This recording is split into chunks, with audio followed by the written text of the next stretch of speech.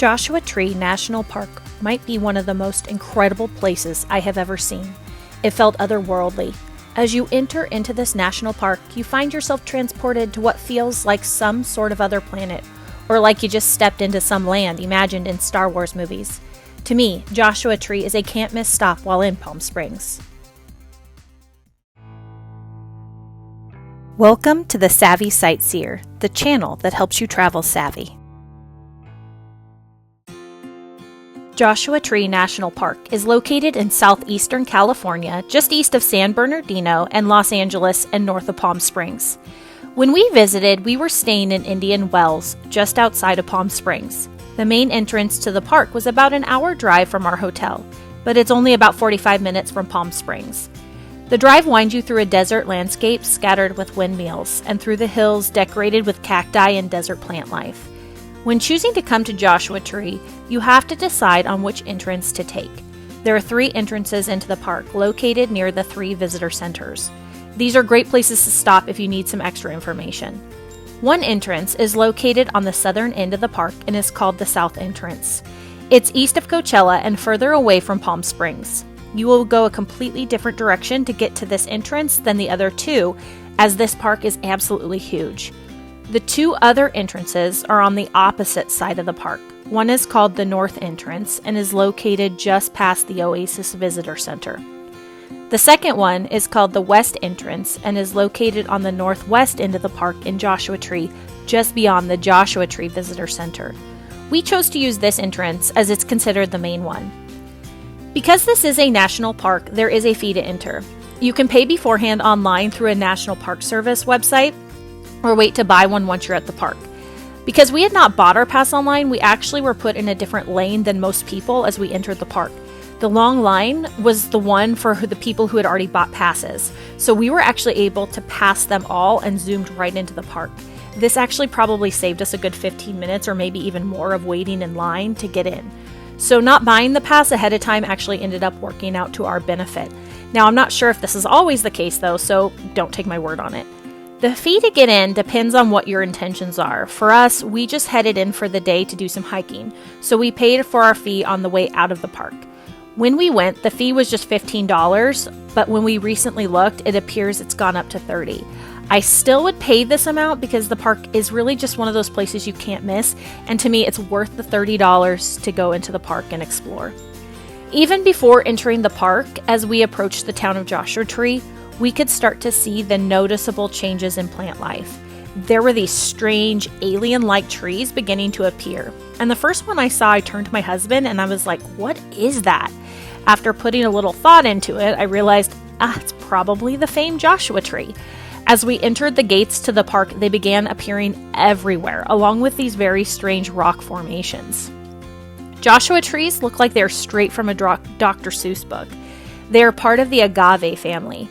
Until recently, they were actually considered part of the lily family until its DNA was studied and found to belong to the agave.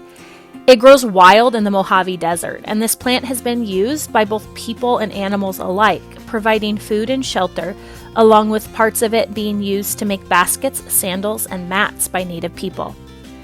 Joshua Tree Park is located in the desert. This means weather can vary.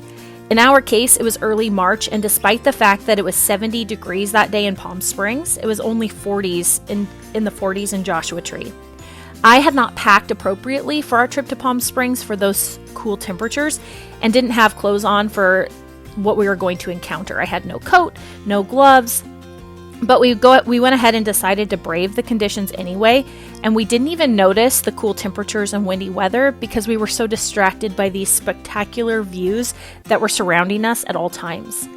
But during the summer, temperatures can actually get extremely hot, so you'll want to check the weather before you depart for this park and make sure to come prepared, whether that be heavy coat and gloves like we should have had, or sunscreen and lots and lots and lots of water if you're going in the summertime.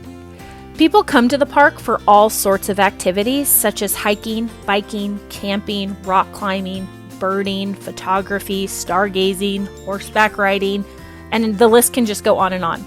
It really does have something for everyone. Now, once you get inside the park, make sure to grab a brochure. Either ask a park ranger at the entrance for one, and if they don't have one, then grab one at one of the first stops within the park. There are maps online, but phone service is essentially non-existent once you're inside the park. We found we were not able to access our phones through majority of it. The map in the brochure proves to be absolutely necessary once inside the park. We found the brochure for us at the first stop with the restrooms. When we came to this first stop, we saw a bunch of people getting out and climbing this giant hill formed by rocks piled one on top of each other. Rock climbing is one of those big draws to Joshua Tree, and after seeing all the people climbing rocks, I can see why. There's these rocks all over the place surrounding you, all different sorts of formations, making absolute perfect places for people to climb, and we saw people scaling all the sides of them. For us, we came to hike and picked a short popular hike called the Barker Dam. It was short enough to accomplish in the time we had there, and it was also known to be very scenic. I loved this hike. I found myself in complete awe of my surroundings the entire time. I kept turning to my husband saying, "Look at that, look at this, oh my gosh, wow." The hike itself was very easy and short, but so worth the time. You could easily take kids on this hike, and we saw many families on the hike with really young children. The whole time my husband and I were on the hike, we kept mentioning to each other how much our son would have loved this hike because it looked like we were in Star Wars, and the numerous piles of rocks he would have loved to climb, like we saw many of the other kids doing. There's one part of the trail that was a bit tricky to navigate once you reach the dam. In fact, it appears as though that's the end of the trail and you need to turn around. But if you keep going past the dam along a narrow trail along the edge of the dam, the trail actually continues. I would have turned around if it hadn't been for a park ranger who he had run into shortly before this. He told us that it looks like it's done, but make sure to keep going. We actually saw a lot of people turning around at this point, but we followed the ranger's directions and we continued hoping for the best. And as we continued on the trail, there were signs with interesting information, and we even came to some ancient rock or petroglyphs, or so they say. There is some conflicting information as to if these are real ones, or if they were painted on later on. Either way, this area is just full of culture and history. So as we continued on, there were some spectacular views of the park that lie in front of you. So I'm so glad we ran into that park ranger, and he told us to keep going on because we would have missed probably the best part of the hike. And as we looked at those views were the ones that no matter how many pictures I tried to take, there was not a single one that did it justice, and it was just something that you have to see in person. The trail itself loops and brings you right back to where you started and takes you right out to the easily accessible parking lot. So make sure you keep going once you reach the dam so you don't miss any of that trail that lies ahead. After completing the trail, we knew we had to start to make our way back to our hotel. We decided to take the extra time to drive through the entire park. Since we entered the west entrance, we figured we would exit the south entrance at the opposite end of the park. Do this. I absolutely recommend driving through the entire thing. Because on your way out, the landscape changes and Joshua trees begin to disappear and give way to some pretty funky looking cacti and views that cannot be missed. One stopping point is called the Cholla Cactus Garden. And as we were getting close to it, I kept expecting to see some fancy garden, but all I saw were some really strange looking plants. That was the Garden of Cacti. There were a lot of people stopped there, so we just decided to keep going. We also saw a tall cactus looking plant that was starting to flower. It was all along the sides of the road.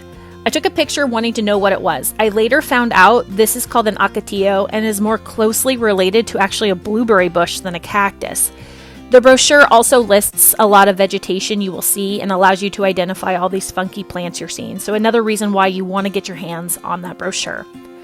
By driving through the whole park, you get to experience the landscape change and become a whole different world than the one you entered at the other entrance. It's really worth that extra time it takes to see it all. Probably the best part of our drive out of the park were the views. There were points that looked out over the large expanse of land. Looking at the map in our brochure, we realized that this large expanse was where two unique desert ecosystems meet, the Mojave Desert and the Colorado Desert. It was surreal. Again, no picture can do these views justice. They are breathtaking. Overall, Joshua Tree was one of those transformative life experiences for me. There was so much more we could have done if we had more time, but the short time we were there was worth it all. It was worth braving that cold and windy weather with no coats. It was worth the $15 admission, and honestly, I would have paid a ton more and would easily pay the $30 now. And it was worth the long drive. It was worth it all. I truly believe it's something everyone should see at least once in their lifetime. If you find yourself in Palm Springs, take a day to make the drive and experience Joshua Tree and its otherworldly beauty that you will find nowhere else in this world. Thank you for joining me and finding out more about Joshua Tree National Park. If you would like to find out more about this trip, please check out my website, thesavvysightseer.com. Here you can also find other suggestions for things to do and places to see if you are visiting the Palm Springs area, along with many other destinations, travel trips, and ways to travel savvy. Also, I'd love for you to please hit that subscribe button so I can share more with you. I am loving making these videos and being able to share my experiences with you. My goal is to make travel easier for others by providing my thoroughly researched travel experiences to guarantee you get the best of everything a location has to offer and your trip is always a success.